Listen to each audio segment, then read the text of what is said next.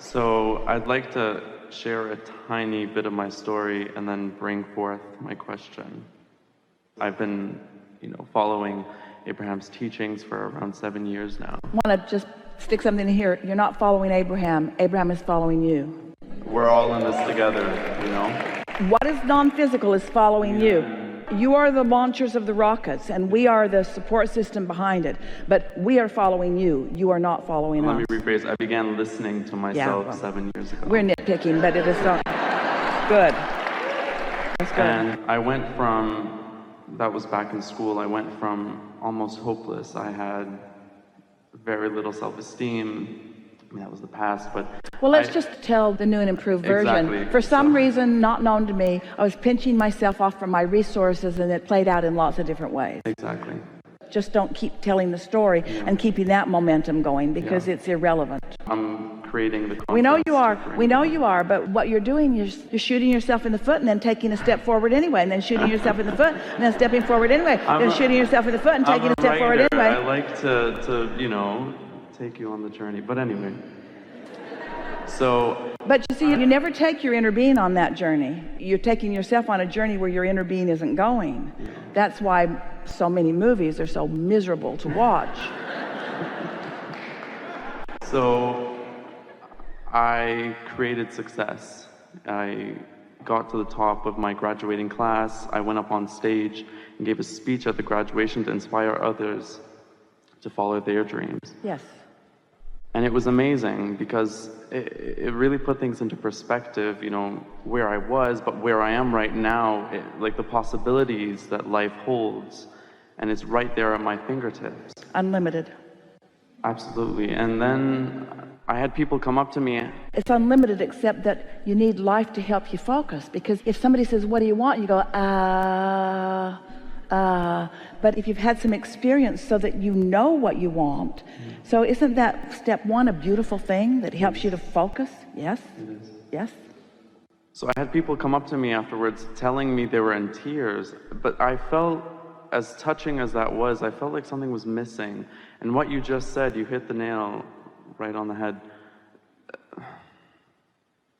I feel like I have this strong desire and this strong longing to go places and do things, and I do that, and I create, and I'm very powerful in that sense. I'm able to visualize and create what I want, but every time I get there, I'm not satisfied. You never will be, because it's not about getting anywhere, it's about going somewhere. Yeah, exactly, but I realize like I've traveled a long way to get here, for example, and it's been amazing, but every time I have an expectation, I feel like the reality that I have is disappointing.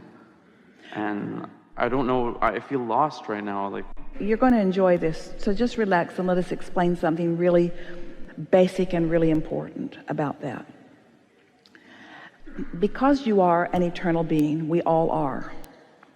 And because we are eternal, because we never cease to be, and because we are joy-seeking beings, then we keep finding another object of attention to which the energy can flow for our pleasure and joy and exaltation and expansion and enthusiasm and love and appreciation. That's what it's all about. It's just this ongoing explanation or exploration of joyful life experience. That's what it is all about. That's the reason that we all continue to be. So we don't create to get it done. We create because we are creators, and because creating is a joyful experience. So the way it works is, you know what you don't want, and you know what you do want, so you launch a rocket, but you're not a vibrational match to that rocket yet. And so you feel the discord of having expanded beyond your ability to maintain. So then you focus and you feel and you improve and you maintain that vibration, and you come to believe and expect, and then you close that gap, and for just a moment there is a glorious, satisfying culmination and manifestation, which then provides a whole other set of contrasting experiences. So the process continues to be, you launch, You're not in alignment. You get in alignment. You achieve. More contrast causes you to launch. You're not in alignment. You get into alignment, and then you achieve.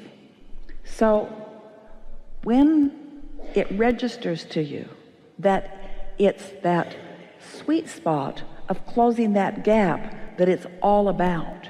It's never about how much is created or what you're creating in comparison with anybody else.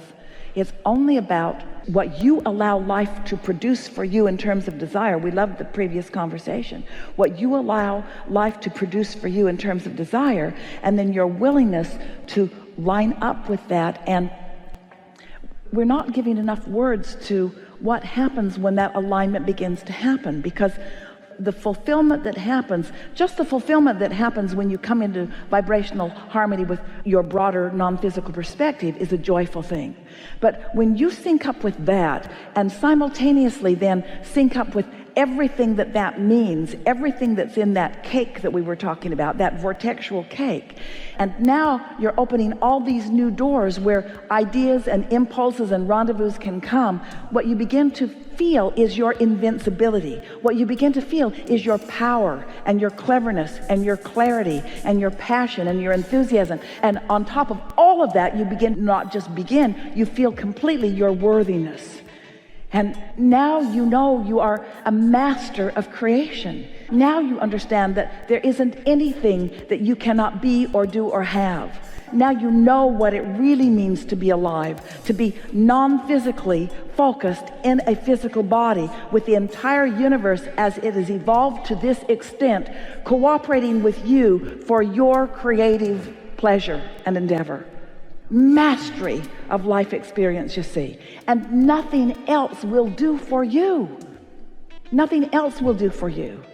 And so once you start catching a whiff of that, once you are no longer comparing your skills with someone else, you got to go up on the stage, you were at the top of your class, you got to give a speech because you were compared with all of the others and you triumphed, and that's a wonderful thing. That comparison helps you to focus. We're not in any way discounting that. But comparatively speaking, the only point of comparison that ever really exists for you or anyone else is that relationship between what life has caused you to create and what you have in a disciplined way accomplished in terms of holding yourself in vibrational sync with that. And once you catch hold of that vision, and once you are able to feel your way into alignment, then the empowerment that happens to you and the enlightenment that occurs to you so far surpasses anything of a physical nature in terms of success. In other words, there's just not money enough to explain it.